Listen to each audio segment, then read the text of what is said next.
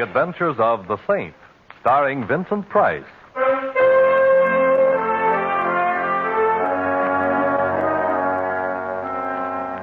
The Saint, based on characters created by Leslie Charteris and known to millions from books, magazines, and motion pictures.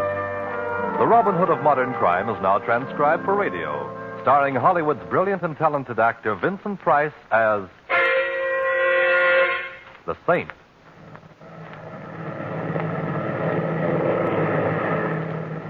Anything wrong, Captain? Nothing serious, Mr. Templar. Just coming down here for a check.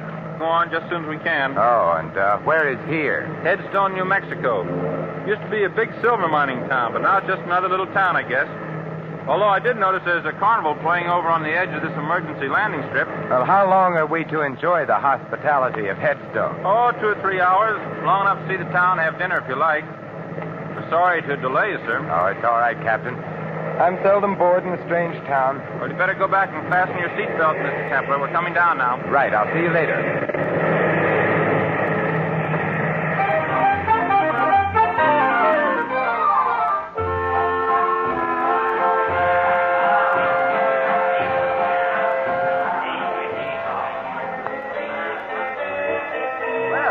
Good evening, Saint. You know me?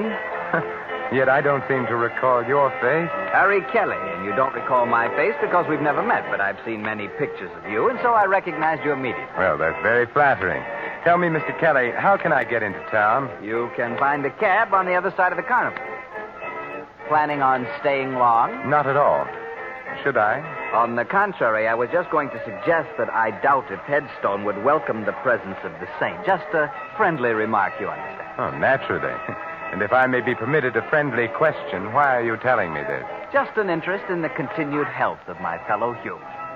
If you have any trouble in town, look me up. Anyone can tell you where to find me. Look, the big show is just about to start. See little Fatima, the girl who shakes and shivers like a bowl full of jelly. Only 1 dime, 10 cents, the 10th part of $1. Hurry, hurry, hurry. Step right up Learn here. what the stars hold for you. I read the past, the present, and the future. Learn your fortune, young man. I already know it, Grandmother. I'm destined to meet a tall, dark, and beautiful woman. I'll settle for nothing less. I see strange lines on your face, young man. Huh? I will tell your fortune without charge.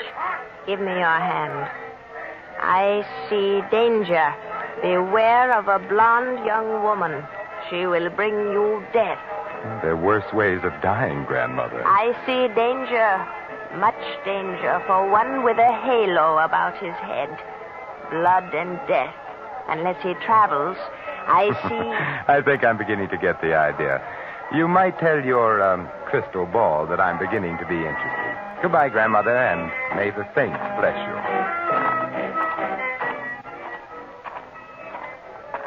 Taxi, mister? Oh, thank you. Say, do you suppose you can drive me somewhere that serves a good dinner? Sure. The Silver Dollar Hotel. Oh, fine. You know, I was just sitting there communing with nature about how many guys there are who blow their wad to watch some dame do a hula but won't spend a dime on a hack. Do I detect a touch of Brooklyn? How could you miss? That's me, chum. Ziggy from Flatbush. I used to drive a hack in Brooklyn. Now I own the only hack in Headstone. It's light, huh? You know, I ain't seen a Brooklyn Bridge for 10 years since I come out here for my health.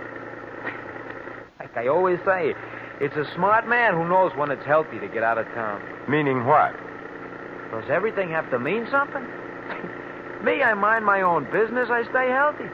That's why I'm living in Headstone instead of under one. I see. But if you didn't mind your own business, I suppose you'd give me some advice about leaving Headstone. Is that it? No advice, Mac. That's part of minding my own business. Headstone is a great place for strangers to visit, if they paid up their insurance.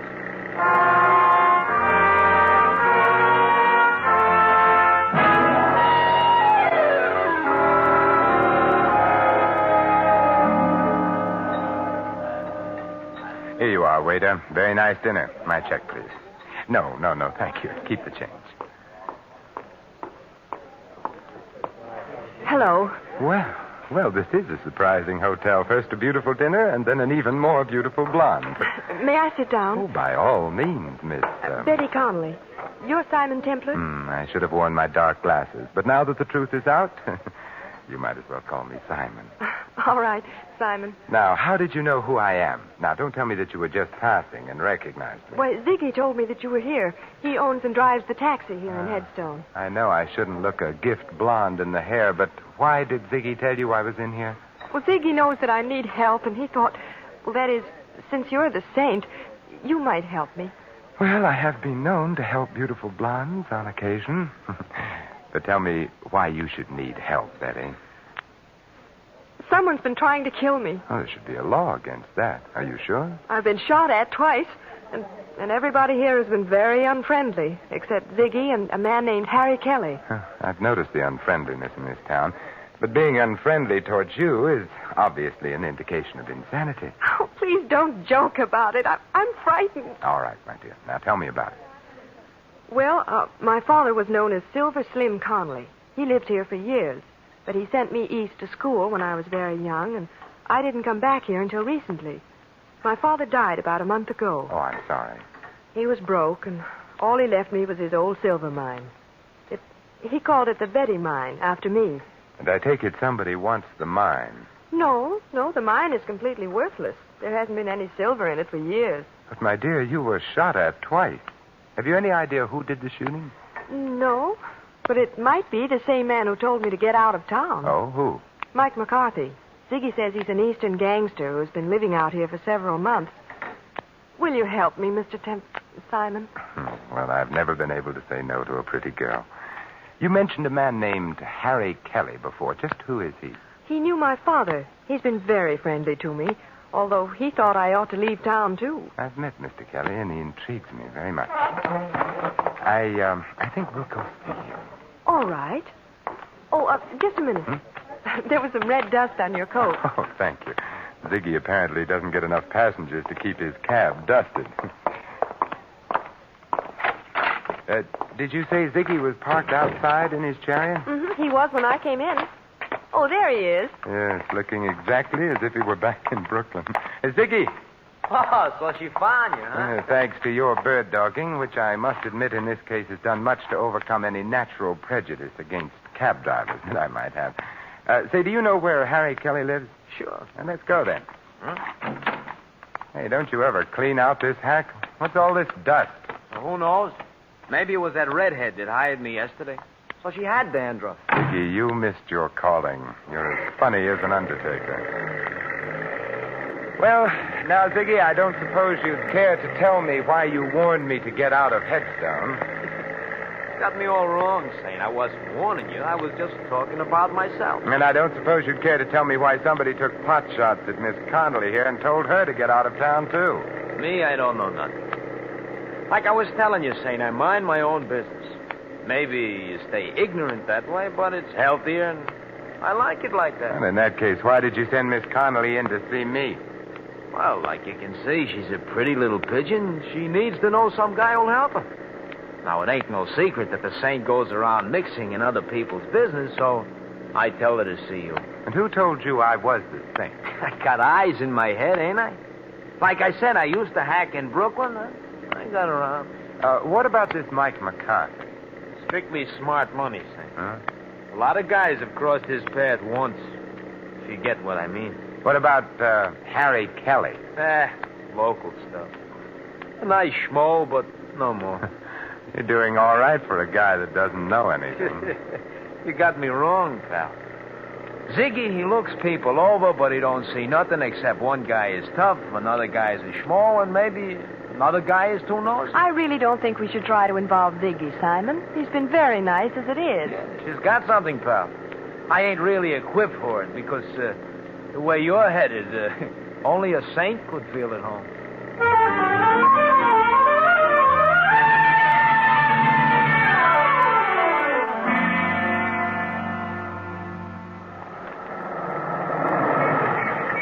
Well, here we are, Saint. Kelly lives on the first floor in the Ritz. Oh, thanks. Wait for us, Ziggy. We've got a couple of other calls to make after this. Don't worry, I'll wait. If you get in any trouble, just yell. Then I'll drive over and tell the sheriff I heard somebody yell for help. Oh, thanks, pal. Come on, Betty. Well, I hope our friend is in and that he talks. Yes. Strange. Harry telling you to come and see him if you had any trouble. If he had any connection with me, then why hasn't he said something to me? Well, he sounded to me like a cautious man. Maybe he did know something, but didn't want to say anything unless he felt sure something was going to be done. Well, we'll soon know. Yes, who is it? Simon Templar. Oh, the Saint. Just a minute. Those shots were in that room. This is no time for conversation, darling. We're going in. Oh, but... Like this. Kelly. Oh, Simon. Kelly. Kelly, this is Simon Templar. Saint? Yes, Kelly, the Saint. Who shot you? The window. Saint.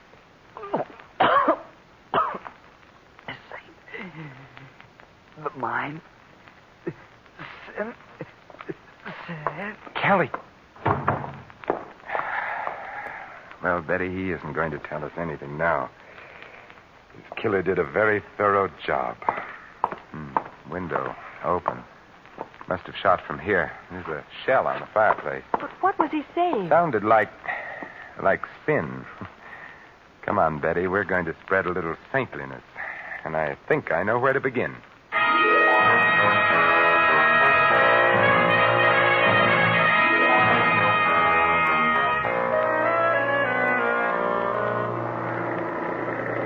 Ziggy, didn't you hear anything? Well, I noticed some noise, but like I told you... I know. You mind your own business. Are we going to the sheriff, Simon? No, not yet. Ziggy, who's the assayer in this town? Old man Matthews. The office is closed now, but he lives right ahead there. That big white house. Okay, stop there. But, Simon... I'd like to satisfy a little curiosity about that mine of yours. I'll be right back. You stay in here, Betty.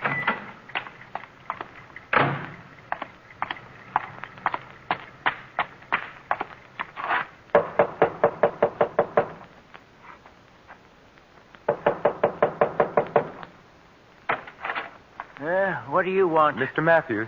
Who else should be here? It's my house, ain't it? What do you want? My name is Simon Templar. I wanted to ask you if you know the Conley silver mine. I know every mine within 200 miles of here, young fella. Hey, ain't that Betty Conley sitting up there in that taxi? Yes. Then why can't she tell you about the mine? She owns it. Well, she has told me, but I just wanted to check about the possibility of a mistake. How much silver would you say there was in the Conley mine? About enough to put in your eye and still leave room for your finger? Couldn't there be a hidden vein in it? Nope.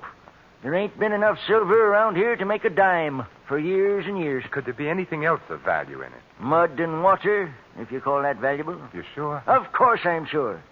Young fella, I've been here man and boy for 70 years, and I ain't got no time to stand around answering darn fool questions. Goodbye. Well, goodbye.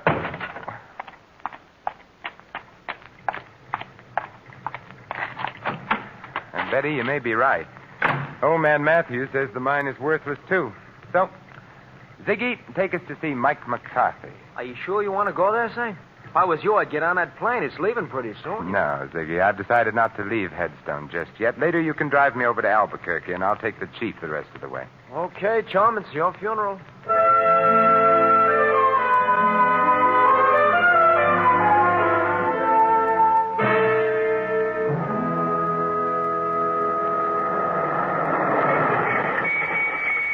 Simon, please be careful. Don't you worry, Betty. The Halo Wearers Benevolent Association would be very upset if anything happened to me. I'll be right out.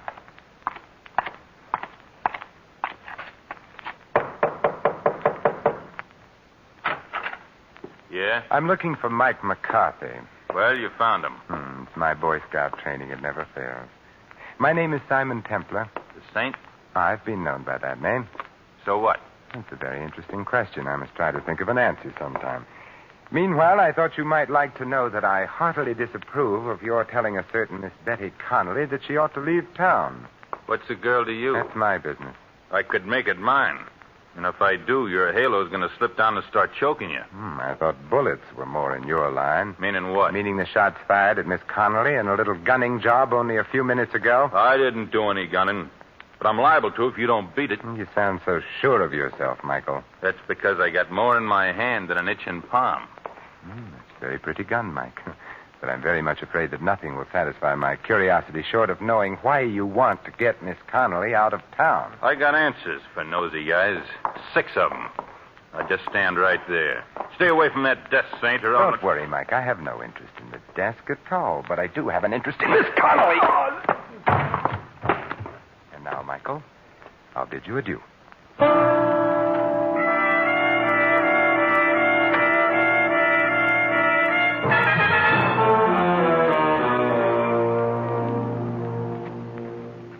What happened, Simon? Oh, not much, I'm afraid. The conversation was just getting interesting when Mike had a sudden attack of dropsy. That's funny.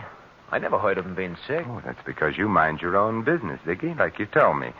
Betty, where is that silver mine of yours? About 2 miles out of town. Is there any place in town where we can rent a car? Oh, why, I have a car. Why? I feel a prospecting urge coming over me. Ziggy, take us to Miss Connolly's car, and then we can dispense with your valuable service. What's wrong with my car? Nothing, Ziggy. It's just that I don't like people looking over my shoulder, especially when I visit a lonely mine in the company of a beautiful girl.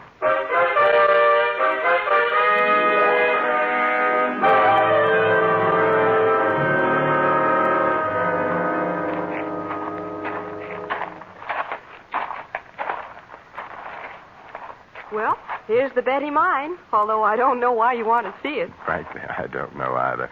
But as long as I'm here, I might as well take the 40-cent tour. Certainly, sir. Right this way. This old cable car goes down into the mine. All we have to do is stand on the platform and pull the cable. It works with balanced weight. Clever, these 49ers. How far down? On the 40-cent tour, we give the exact distance. 354 feet, 6 inches. Thank you. And thank you for having electric lights in a mine that hasn't been worked for years. Oh, the mine has its own battery. See? Here's a bulb on the car. Shall we go down? What are we waiting for? Let's go. Maybe the lights will go out. Just hold it like that. I've been waiting for you two. Well, Michael McCarthy, I was wondering if we were going to have your company. And this time, wise guy, don't try anything. Don't tell me, Michael, that you're going prospecting with us. I'm riding down with you, but I'm coming back alone. Start the car down, Saint, but don't try no tricks. You have a suspicious mind, Mike. Well, here we go. Call out your floors, please. Mezzanine, ladies' underwear, galoshes, and accessories. You'll be singing a different tune pretty soon, Saint. You both had your chance to leave town your way. Now you're going to leave my way. Oh, Simon, I'm sorry. Oh, don't be, Betty. This is my first ride on an open cable car. And it'll be your last. I wouldn't be too sure. Unless that cable breaks before we get to the bottom. What are you talking about? Sucker! It's a little crowded here for a 1-2, so I guess a 1.5 will have to do. Oh, Simon. How terrible. There now, Betty. It's all right. Oh, but Simon, it could have been you. He almost knocked you off the platform, too. It was the padded shoulders in my coat. I felt them hit the side. Oh, look at your shoulders. They're covered with dirt from the sides of the shaft. Yeah. Huh. It's red dirt. Wait a minute. Well, we can go back up, Betty. Mike doesn't need our help, and I don't need anybody to answer questions anymore.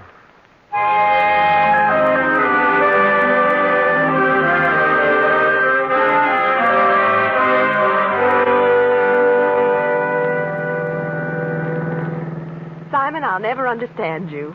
Why did you look at the dirt on your coat and say you didn't need any more questions? Because that dirt was red sulfide, Betty. And it explains why Mike was so anxious to run you out of town. Well, I don't see how. Red sulfide is used in paint, but that doesn't make it valuable. Red sulfide is also cinnabar ore, from which we get mercury, and that is pretty valuable.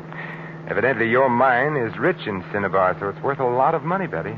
Oh, then that was what Kelly was trying to tell us when he said sin. Yes, he was trying to say cinnabar. How can I ever thank you, Simon? Well, I have a couple of ideas on the subject. Oh, but now people would say I was chasing you for your money. So I guess you can just see me off on the train. We'll stop in town and have Ziggy drive us to Albuquerque. Oh, but I'll drive you. Now, I insist on taking a cab. I don't want you coming back alone. I may want to change my mind about fortune hunting.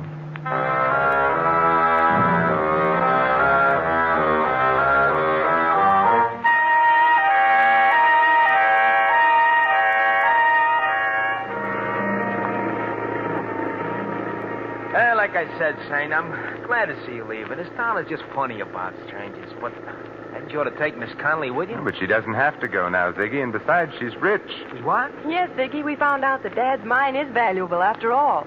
You mean you found silver in it? No, mercury. Oh, the stuff they put in thermometers? That's the stuff, Ziggy. But it's used for a lot of other things, particularly in wartime, and it's worth a lot of money. Well, what do you know? So that's why Mike was trying to make you leave. Huh? That's it. Well, did you stop and tell the sheriff? We didn't have time, but I'll see him when we go back. Oh, well, that's pretty nice for you, ain't it, Betty? Oh, here we are. Just in time, too. The chief's in already. Very nice timing, Ziggy. Thanks, Betty, for keeping my forced visit to Headstone from being dull. Oh, Simon, well, why don't you stay in Headstone? I won't know how to run the mine or what to do with the money or anything. You'll learn, Betty. You know what to do when you get back to town? Yes, but will the sheriff believe me? I mean, about Mike McCarthy killing Harry Kelly. I don't think he will, since Mike didn't kill Kelly. But Kelly was shot with an automatic. It ejected a shell on the fireplace, remember? But Mike McCarthy carried a revolver. You saw it. Yes, but will the sheriff... Oh, the sheriff will believe when you show him that the gun that killed Kelly is in Ziggy's pocket. What? What are you talking about? You knew about the cinnabar ore in the mine. You carried some of it away to be tested in your cab. And there was red dust in it, which you tried to explain with a corny gag. You're crazy. Harry Kelly had an idea what was going on, so you slipped around to the back while we were at the front door and killed him. All right, wise guy, you're so smart. What about Mike? Mike was working for you. But Simon, Ziggy told me that you were in town. Sure, he couldn't be sure that I wasn't here to break up his little scheme, so the smartest thing to do was to get us together so he could watch both of us. He thought I would use his cab, as I did, and it would be easy. But he slipped up when he sent Mike out to the mine ahead of us. Ziggy was the only one who knew where we were going. Okay, pal, you asked for it. This time, sweetheart. Like you said, pal, you should have followed your own advice about minding your own business. Well, he's all yours, Betty. The gun that killed Kelly is now on the seat beside him. All you have to do is turn the body and the gun over to the sheriff, and from there on in, he'll mind Ziggy's business for him. But, Simon... Don't worry, Betty. I'll stop back someday to make sure that Venus is in conjunction with Mercury.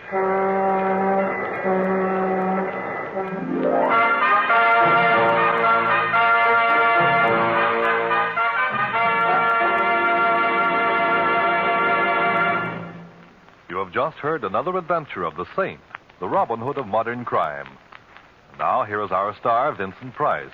Ladies and gentlemen, how many times there have been men just like Ziggy, led into crime by insatiable greed, forgetting the simplest truths so aptly phrased by John Dryden.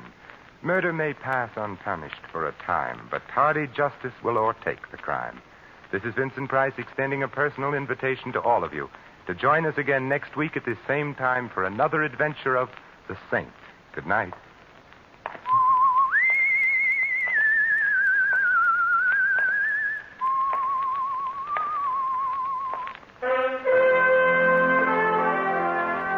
Tonight's script of The Saint was written by Michael Cramoy. Our cast included Harry Bartell, Barney Phillips, Colleen Collins, Fred Howard, and Tony Barrett. The music was composed and conducted by Harry Zimmerman. The Saint is a James L. Safier Agency production and was transcribed and directed by Thomas A. McAvity. Don't forget that the Saint comic books are on sale at all newsstands. Your announcer, Merrill Ross.